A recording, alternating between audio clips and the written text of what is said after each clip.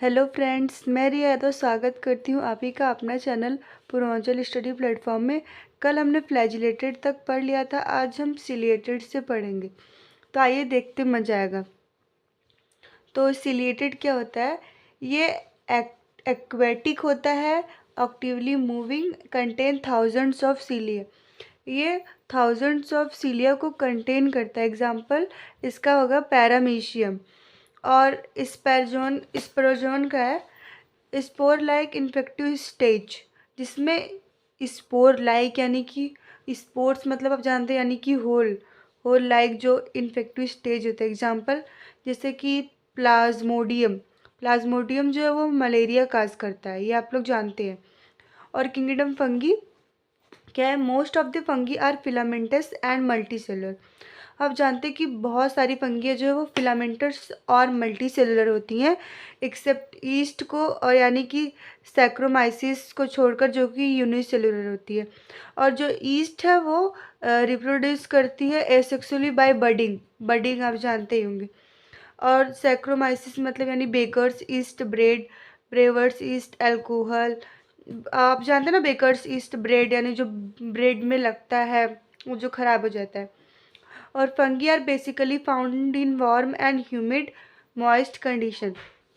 ज़्यादा करके फंगी गर्म और ह्यूमिड मॉइस्ट कंडीशन पे ही पाए जाते हैं। दस the food is protected by cold temperature refrigerated. इसीलिए जो खाना है यानी कि जो भोजन है उसको ठंडा करने की, यानी वो सही रहे, इसीलिए उसको रेफ्रिजरेटर में यानी कि फ्रिज में रखा जाता है, ताकि उसका जो टेम्परेचर है वो ठंडा रहे। और cell wall contain chitin plus polysaccharide. और आप जानते हैं ये बहुत ही फेमस है कि जो फंगी है उसका जो सेल वाले वो काइटिन का बना हुआ था, और पॉलीसेक्राइड। और जो काइटिन है वो N acetyl glucose amine form करती है। और fungi cosmopolitan, that is it is present almost everywhere. Fungi cosmopolitan है, वह हर जगह हमेशा स्थिति यानी हमेशा प्रेजेंट रहती है, वो भी हर जगह। The common mushroom that we eat is also fungi.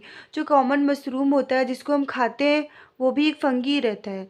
Small fragments of mushroom when given optimal condition can give rise to whole mushroom toadstool are poisonous fungi. जो स्मॉल फ्रेगमेंट्स होता है मशरूम का, जब उसको ऑप्टिमल कंडीशन में दिया जाता है तो जो सारा मशरूम है वो आ जाता है।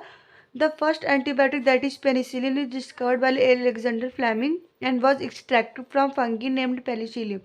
जो पहली एंटीबायोटिक है जो कि एलेक्जेंडर फ्लेमिंग के द्वारा डिस्कवर्ड की गई थी, और उसको ना फंगी से डिस्कवर्ड यानी कि फंगी से एक्सट्रैक्ट किया गया था, उसका नाम जो कि है Penicillium.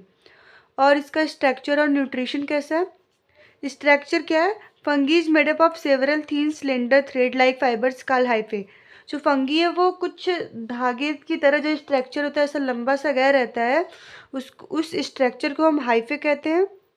They are all heterotrophic in nature. और वो सभी जो फंगी है वो हेट्रोट्रॉफिक रहते हैं नेचर में, यानी कि डिपेंड रहते हैं अदर ऑर्गेनिज्म में।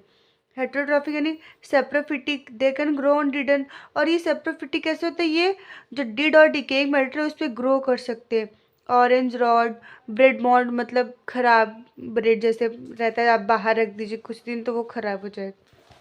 Parasitic, they can be found in living plants and animals and they can cause diseases mustard albage। यानी ये लिविंग प्लांट्स और एनिमल्स में पाया जा सकता है, जो एक डिजीज कॉज करता है जिसका नाम है mustard Albugo.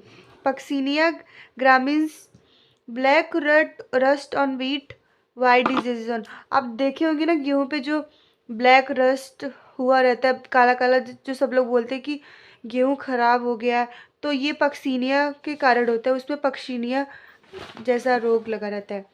Symbiotic association can be शीन। और इसमें हम लोग को सिम्बायोटिक एसोसिएशन देखने को मिलता है, जैसे लाइकेन में और माइकोरिजा में। और हाइफी जो है टाइप्स, वो एक हाइफी दो टाइप्स के, सिनोसिटिक और सेप्टेट। सिनोसिटिक क्या है? Multiple nucleus are present on same compartment because no septa और क्रॉस वाल इज प्रेजेंट। मतलब कि मल्टीपल न्यूक्लियस जो कि सेम कंपार्टमेंट में प्रेजेंट रहते हैं, क्योंकि यहाँ कोई सेप्टा और कोई क्रॉस वॉल प्रेजेंट नहीं होता है। This condition is also called as aseptate condition, यानी इस कंडीशन को हम एसेप्टेट भी बोलते हैं और सिनोसिटिक भी बोलते हैं। ए मतलब एब्सेंट और सेप्टेट मतलब सेप्टा, यानी कि सेप्टा एब्सेंट रहता है और इसमें one compartment carry only one nucleus, और जो इसका एक कंपार्टमेंट है वो एक, आप देख सकते हैं कि इसका जो एक बॉक्स है यानी कि एक कंपार्टमेंट है वो एक ही न्यूक्लियस कंटेन कर रहा है, तो ये सेप्टेट है।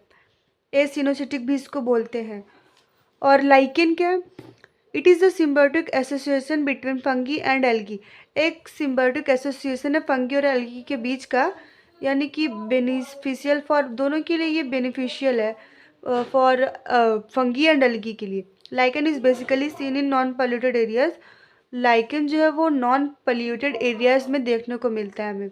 सेंसिटिव टू SO2, सेंसिटिव रहता है वो SO2 के लिए। एरिया जब बढ़ाते हैं, जो शेल्टर प्रोवाइड किया जाता है, फिर उसके बाद एब्जॉर्ब करके माइक्रोबायंट कंपोनेंट, माइक्रोबायंट कंपोनेंट होता है, इसी से बना हुआ है माइकोलॉजी।